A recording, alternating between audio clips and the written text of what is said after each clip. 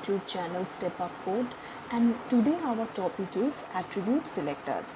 This is also another type of CSS selectors just like simple and combinator selectors. Simple combinator selectors के बारे में मैंने last videos में discuss किया था आप लोगों के साथ, और होपफुली आप लोगों को उसका जो कॉन्सेप्ट है किस तरीके से हैंडल किया जाता है ये होपफुली आप लोगों को समझ में आ गया होगा।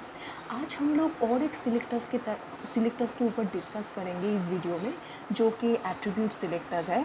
सो इस एट्रीब्यूट सिलेक्टर्स क्या है इसको पहले हम लोग देख लेते हैं, उसके बाद इसको किस तरीके से कोडिंग किया जाता है, मतलब किस तरीके से हैंडल करेंगे, ये चीज़ हम लोग वन आफ्टर दी अनदर देखेंगे। ठीक है, सो लेट्स स्टार्ट। पहले देख लेते हैं कि इसका डेफिनेशन क्या है।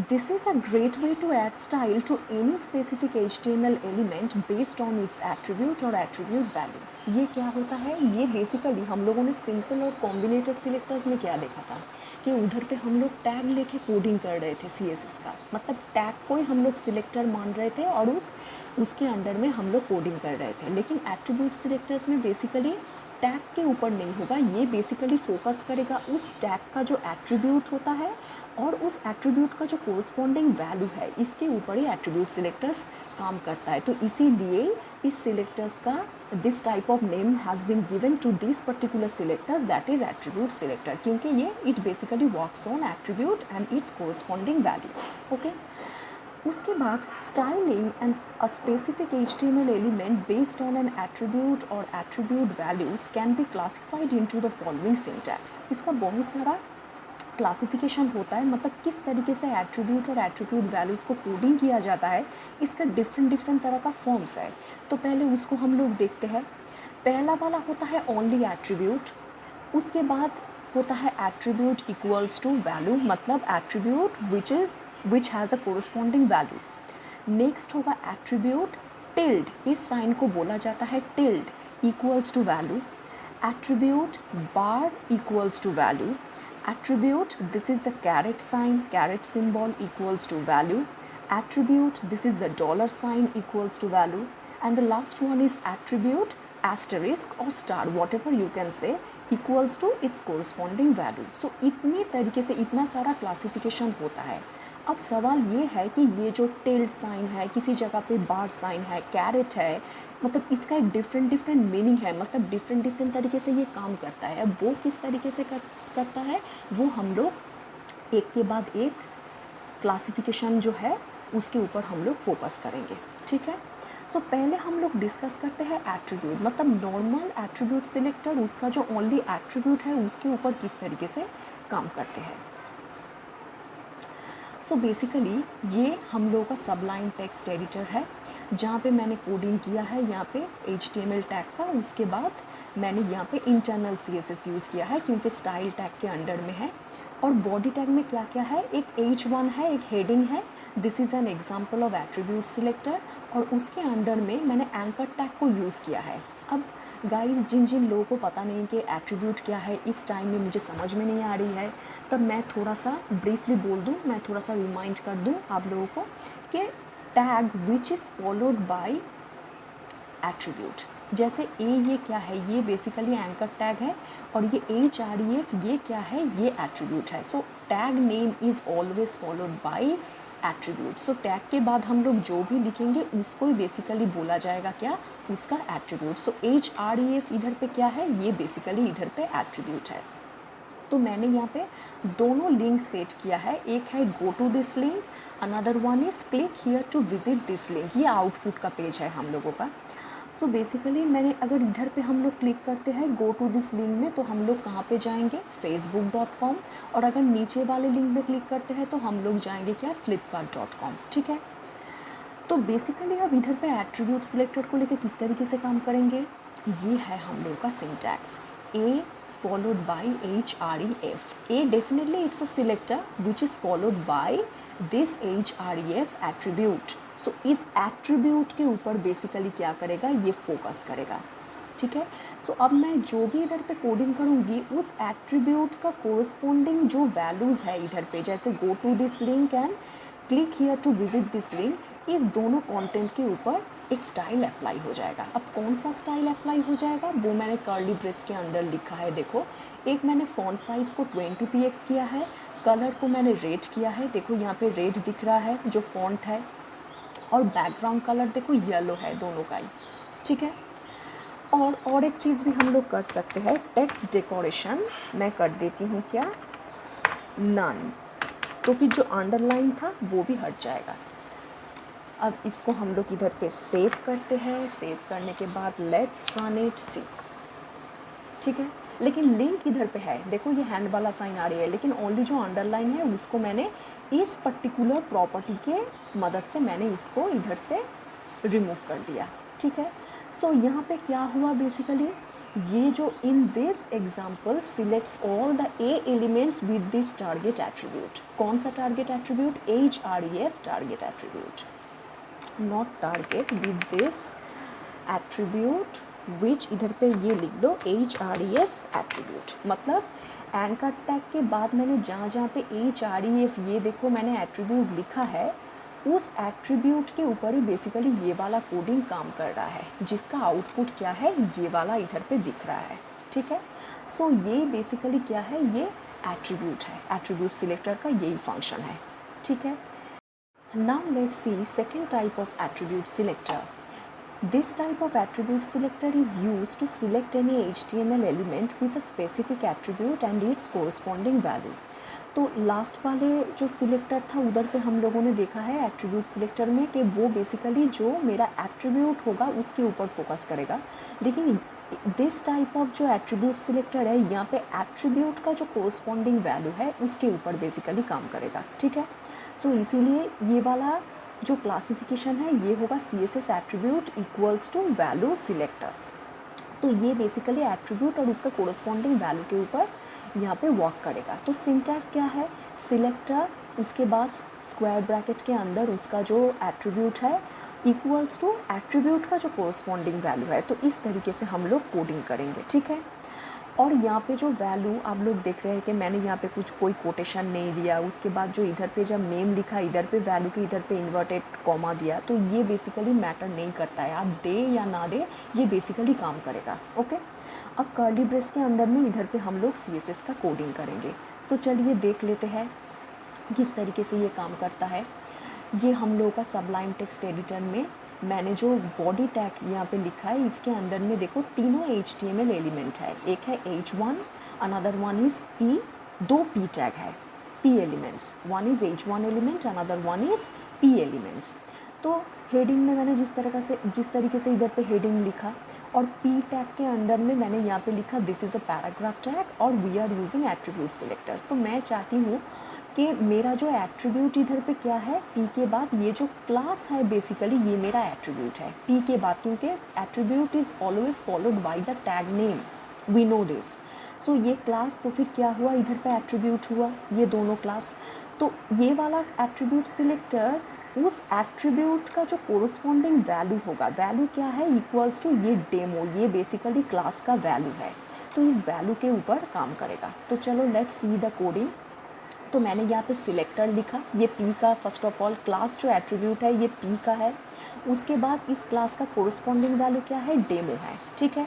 उसके बाद नीचे क्या किया मैंने, बैकग्राउंड कलर को पिंक किया, देखो ये दोनों पैराग्राफ के पीछे जो बैकग्राउंड कलर है पिंक हो गया।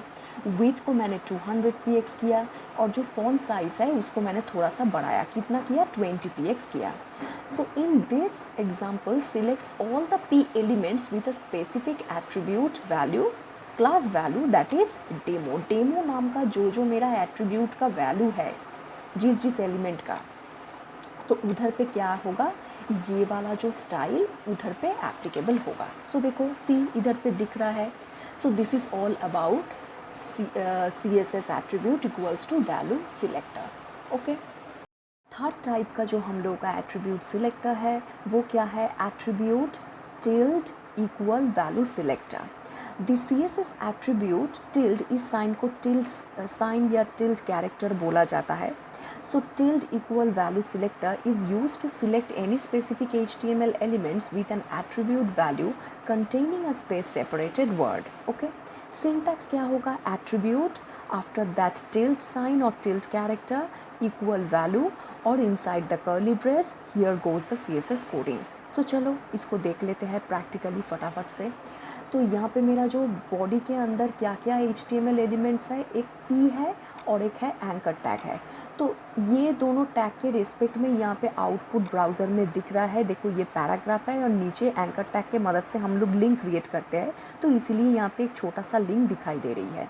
अब हम क्या करेंगे, देखो यहाँ पे P के बाद मैंने क्लास ये वाला एट्रीब्यूट को मेंशन किया, इधर पे भी क्लास नाम का एट्रीब्यूट है, लेकिन दोनों का जो वैल्यू है, पहला P का जो क्लास एट्रीब्यूट है उसका कोरस्पॉन्डिंग वैल्यू है व्यू और A का जो क्लास एट्रीब्यूट है उसका कोरस्पॉन्डिंग वैल्यू है रिव्यू।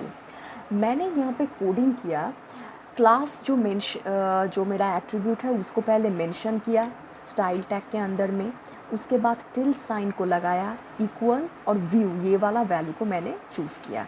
अब देखो व्यू इधर पे भी है, इस क्लास का भी वैल्यू है और इस क्लास में भी रिव्यू है, मतलब व्यू इधर पे भी कॉमन है इधर पे भी कॉमन है, लेकिन सेकेंड वाले जो रिव्यू है इधर पे व्यू रिव्यू का एक सब स्ट्रिंग है, ठीक है।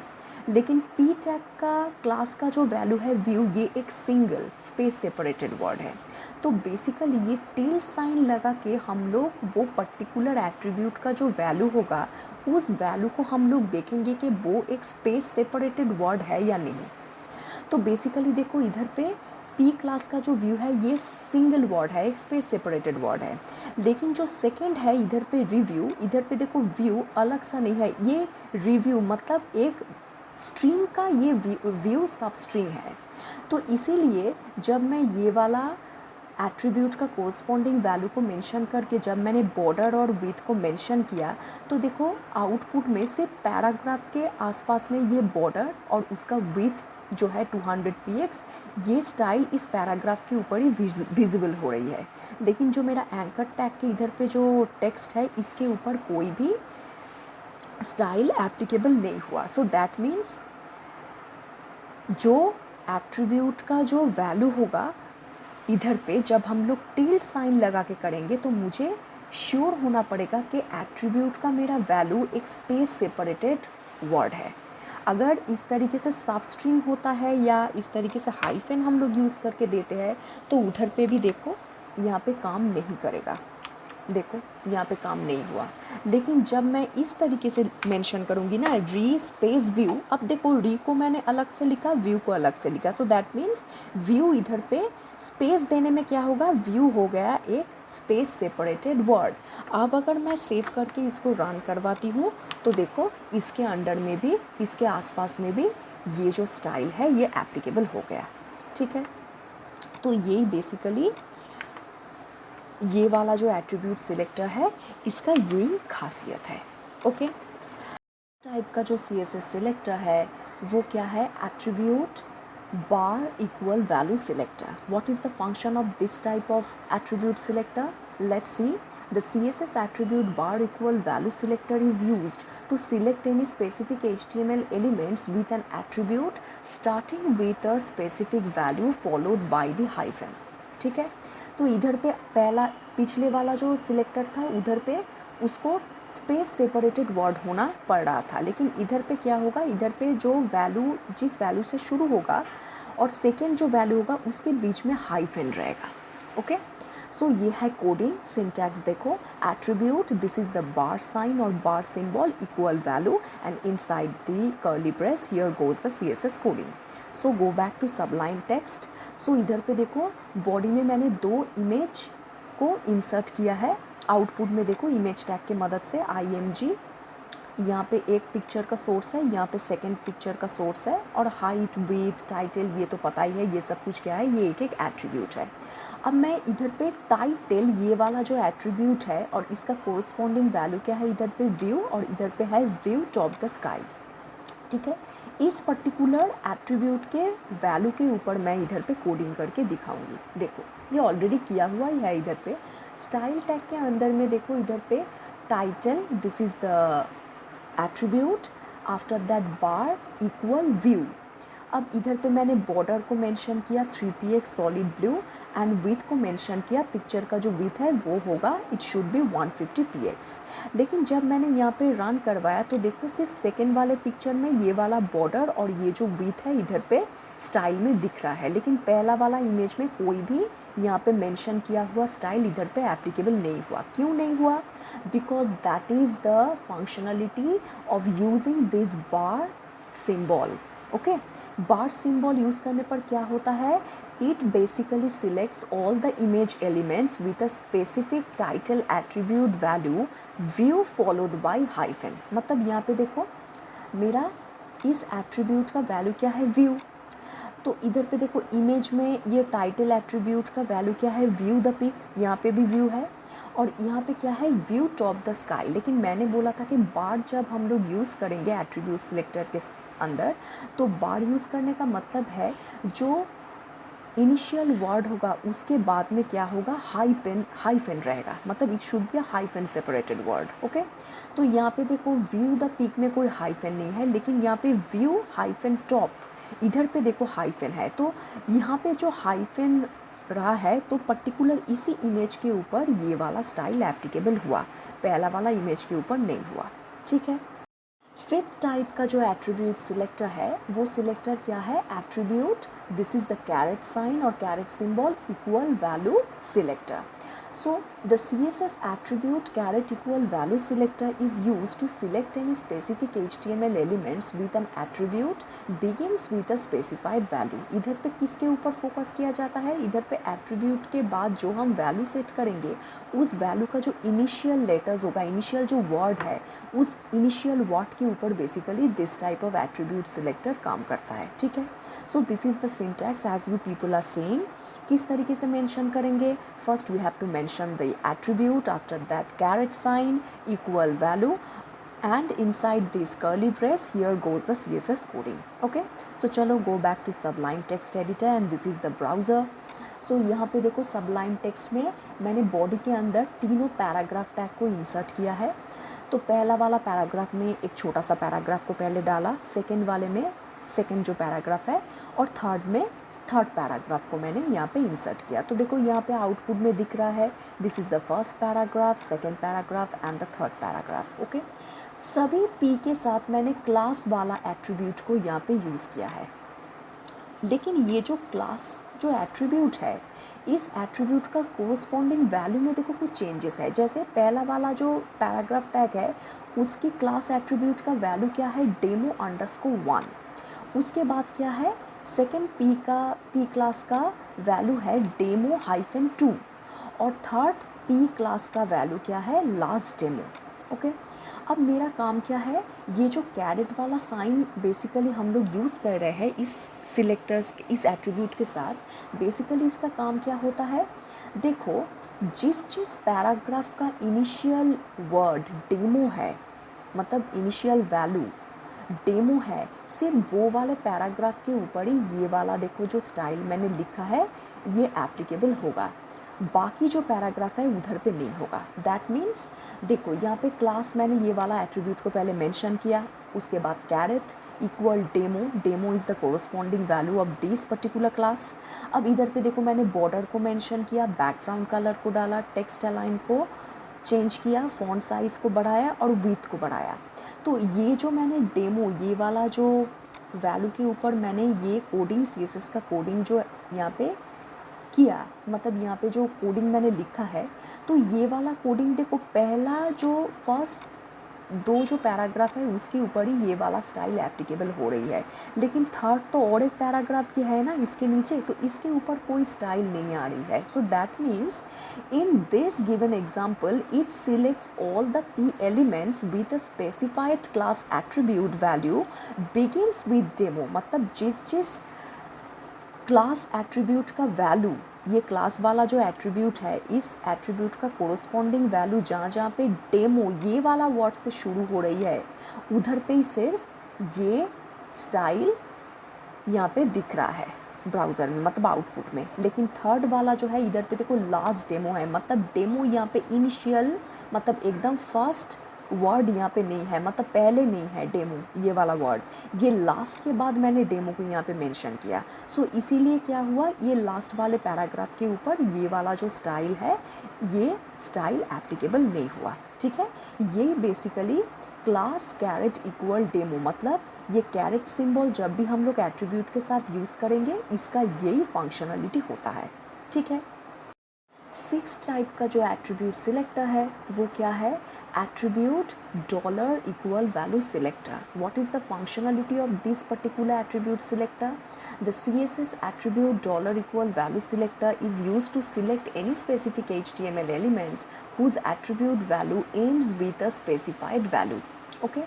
इधर पे क्या होगा, लास्ट जिस वर्ड से एंड हो रही है उस वर्ड के ऊपर ये वाला पर्टिकुलर सिलेक्टर काम करता है.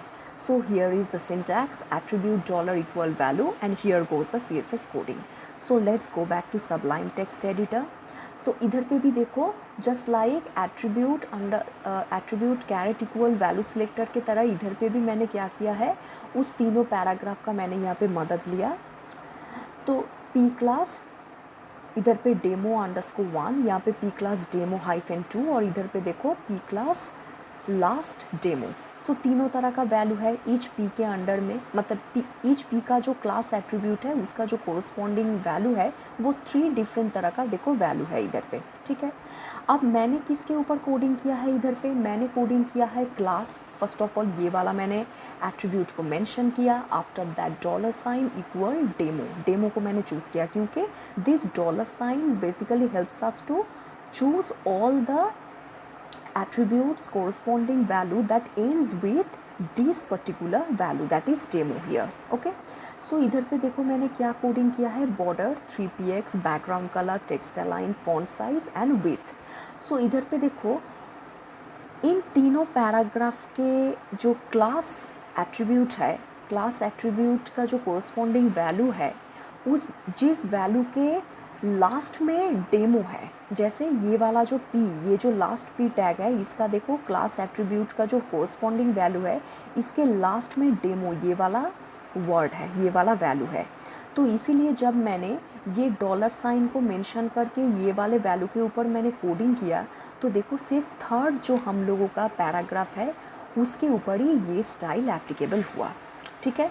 So it proves that in this example it selects all the p element with a specified class attribute value that ends with demo. क्योंकि ये वाला क्लास एट्रीब्यूट का जो वैल्यू है ये डेमो ये वाले वर्ड से एंड हो रही है, मतलब लास्ट वर्ड क्या है, लास्ट वैल्यू डेमो है.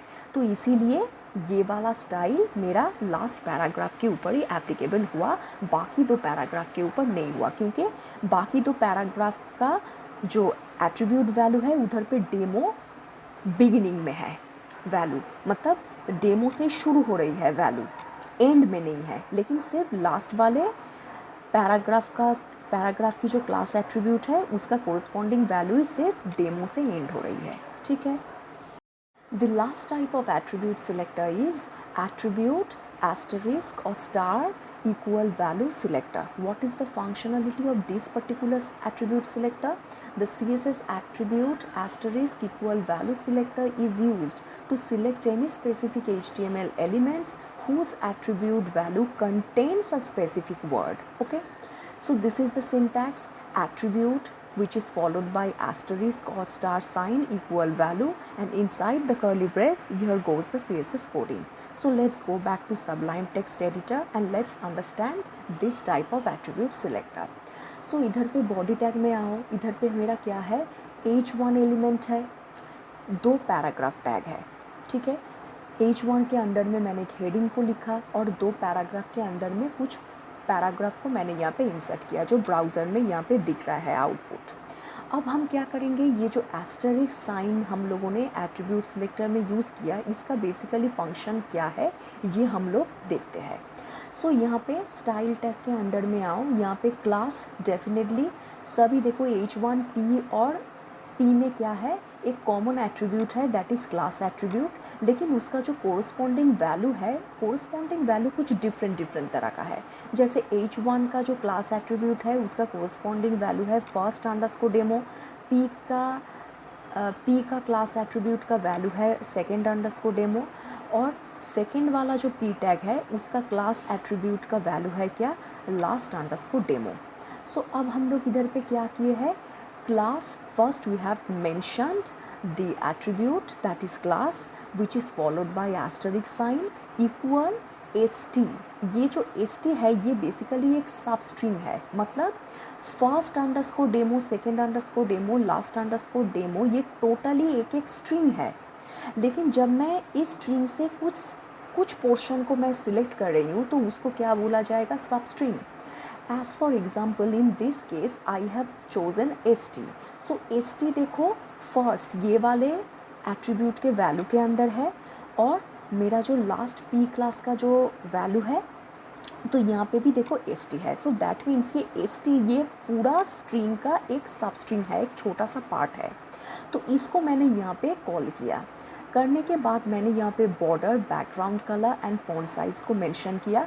करने पर ही देखो मेरा हेडिंग और जो पैराग्राफ, सेकंड पैराग्राफ है, इन दोनों एलिमेंट के ऊपर ये वाला स्टाइल यहाँ पे एप्लीकेबल हो गया, लेकिन सेकंड के ऊपर नहीं हुआ, सेकंड पैराग्राफ के ऊपर।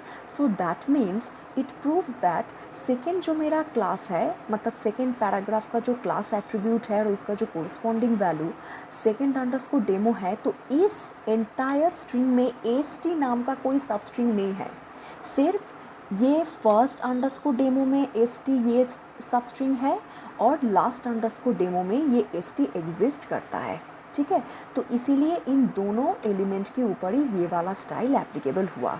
सो that means when we use asterisk symbol with attribute selector, it basically selects all the elements with a specified class attribute value that contains the substring value ST here in this case, okay। अब ST के अलावा तुम लोग कोई दूसरा भी दे सकते हो, लेकिन इस एग्जाम्पल में मैंने जिस तरीके से यूज़ किया उसके मुताबिक मैंने यहाँ पे कमेंट सेक्शन में ये चीज़ लिखा समझाने के लिए, to make you people understand the entire concept of it, okay. So basically this is all about attribute selectors और उसका जो डिफरेंट तरह का क्लासिफिकेशन होता है, ठीक है। Hopefully you people have understood the entire concept of attribute selector and how it basically works। और अगर जिन लोगों को समझ में नहीं आया है, अगर किसी का भी कोई किसी जगह समझने में प्रॉब्लम हो या किसी का कोई डाउट हो, तो वो हम लोगों को कमेंट सेक्शन में लिख के ज़रूर बताइए, हम लोग उसके ऊपर डिस्कस करेंगे। फ़िलहाल मिलते हैं नेक्स्ट वीडियो में एक नया टॉपिक के ऊपर। और जाने से पहले इतना ही बताना चाहूँगा कि अगर आप लोगों को ये वाला वीडियो अच्छा लगा है तो लाइक करें, शेयर करें और सब्सक्राइब करना मत भूलिए। तब तक के लिए गुड बाय।